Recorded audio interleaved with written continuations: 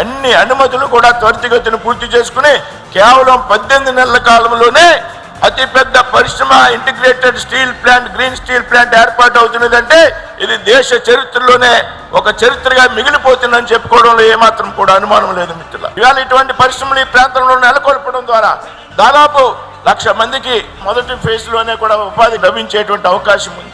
ఏదైతే ప్రధానమంత్రి నరేంద్ర మోడీ గారు లక్ష్యం ఉన్నదో వికసిత్ భారత్, అందులో భాగంగా ముఖ్యమంత్రి చంద్రబాబు నాయుడు గారు, ఉప ముఖ్యమంత్రి పవన్ కళ్యాణ్ గారి నేతృత్వంలో వికసిత్ ఆంధ్రప్రదేశ్ కి వేళ ఇక్కడ పునాది వేయడం ద్వారా వికసిత్ భారత లక్ష్యాన్ని చేరుకుంటామనేటువంటి విషయాన్ని సందర్భంగా నేను అందరికీ కూడా గుర్తు చేస్తున్నాను మిత్రులారా.